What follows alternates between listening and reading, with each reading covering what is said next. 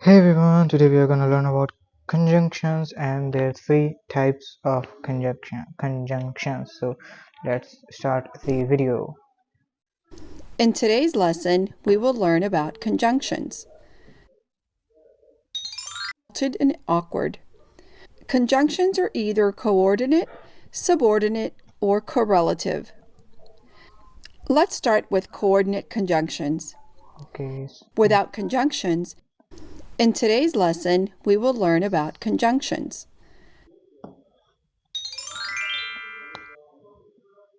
Conjunctions connect words or groups of words. Without conjunctions, your speech and your writing would sound stilted and awkward. Conjunctions are either coordinate, subordinate, or correlative. Let's start with coordinate conjunctions. A coordinate conjunction connects words or groups of words that are independent of each other. In other words, coordinating conjunctions connect words, phrases, and independent clauses. There are 7 main coordinate conjunctions. These are for, and, nor, but, or, yet, or so. Let's look at some examples of these coordinating conjunctions in a sentence. Hay and grain are sold here. Will you take tea or coffee? He was pale but undaunted. The teacher replied courteously but firmly. The troops embarked rapidly but without confusion. Noon came, and the task was still unfinished. We must hide here until night falls and the street is deserted. Let's take a look at the first 4 sentences. In each of the first 4 sentences, the conjunction and, or, but connects single words that are in the same construction: subjects, objects, predicate adjectives, or adverbs. In the 5th sentence, the conjunction but connects an adverb with an adverbial phrase, both being modifiers of the verb embarked. In the 6th sentence, the conjunction and joins the 2 coordinate or independent clauses of a compound sentence. And in the 7th example, the conjunction and joins 2 coordinate clauses which, taken together, make up the subordinate clause until night falls and the street is deserted, which would make this clause a compound subordinate clause. It is important to observe the punctuation rule when using a coordinating conjunction to connect 2 complete independent or coordinate clauses. Always put a comma before the conjunction. Let's look at some examples. We were hungry, comma, for we hadn't eaten in 5 hours. The comma precedes the conjunction for because both clauses are independent. Remember the acronym FANBOYS to help you identify the most common coordinating conjunctions: for, and, nor, but, or, yet, so. Another type of coordinate conjunction is the conjunctive adverb.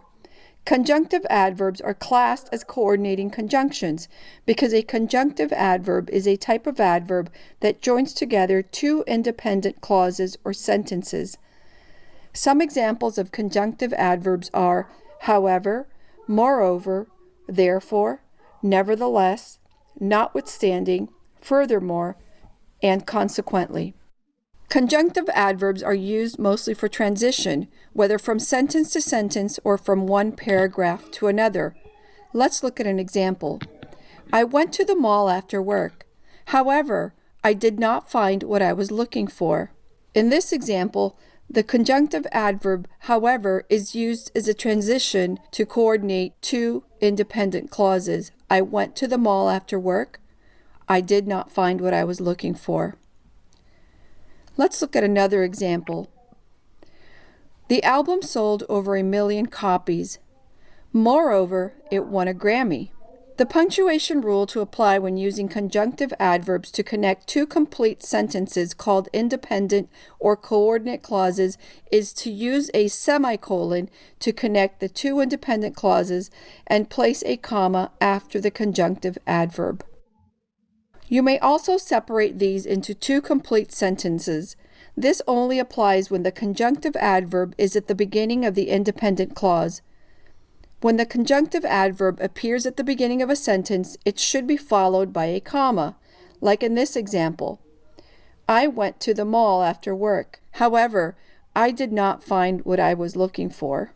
Or in this other example, the album sold over 1 million copies. Moreover, it won a Grammy. A new parking lot was built near the shopping plaza. However, the additional parking lot did not provide enough spaces to accommodate all the cars.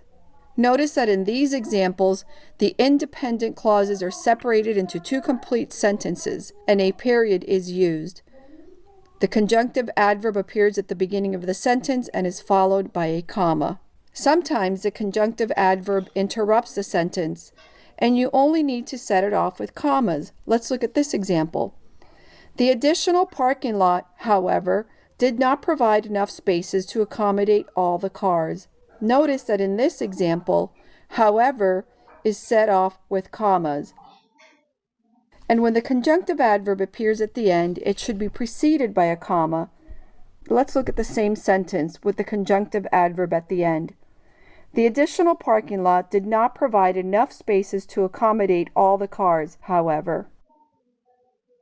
The acronym to remember the most common conjunctive adverbs is THAMOS. By using THAMOS, you will be able to identify the most common conjunctive adverbs.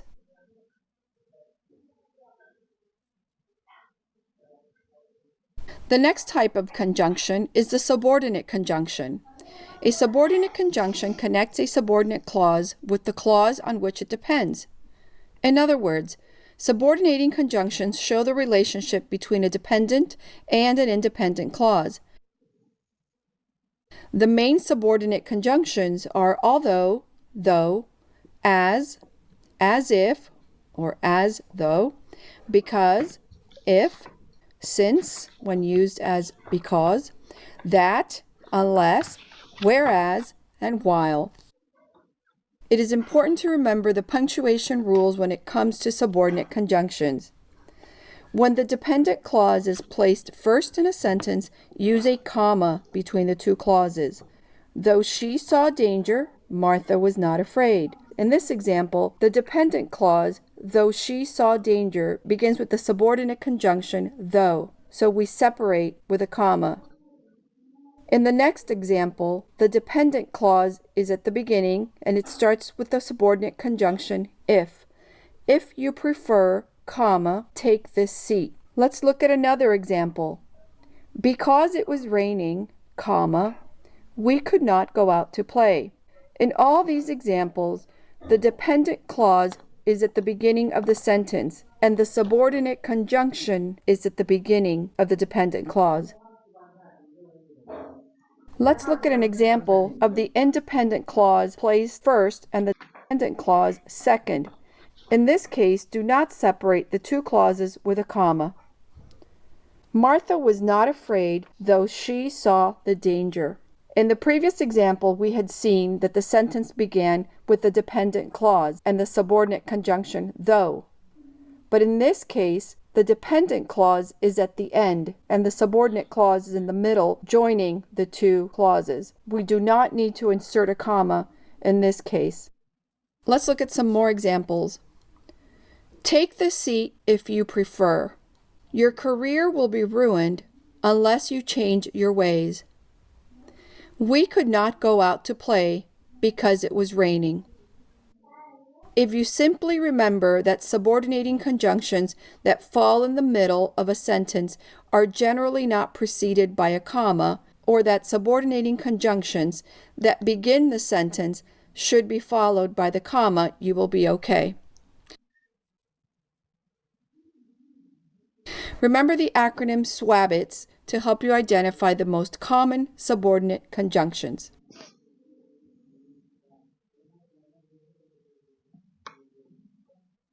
And the third type of conjunction we will address today are the correlative conjunctions.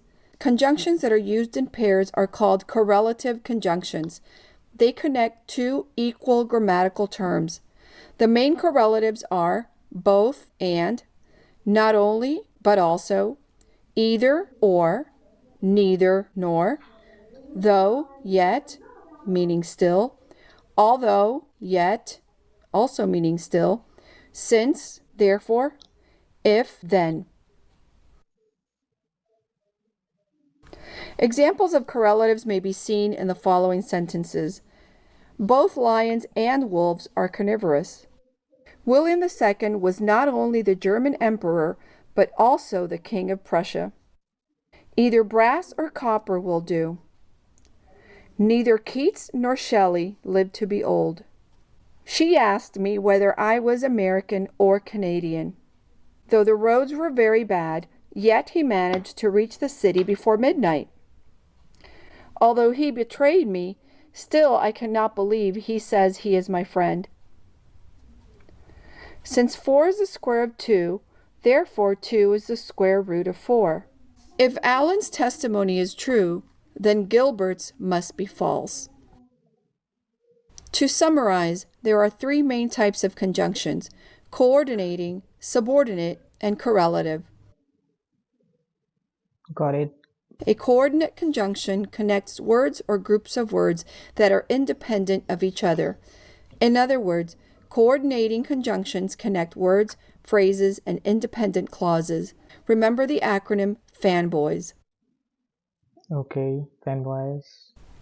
A conjunctive adverb is a type of adverb that joins together two independent clauses or sentences. It is classed as a coordinating conjunction. Remember the acronym THAMOS. A subordinate conjunction connects a subordinate clause with the clause on which it depends, an independent or coordinate clause. Remember the acronym SWABITS. Correlative conjunctions are two-part conjunctions. They are used in pairs and they connect two equal grammatical terms. They help to maintain the parallel structure of a sentence.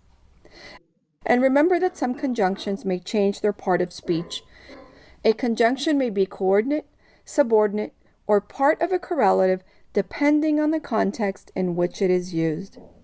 We hope you enjoyed this video, and if you So the conjunction has been completed and I'm going to make the notes. I'll try to give the notes in the description, and I'll see you in the next video. Bye. Thanks for watching.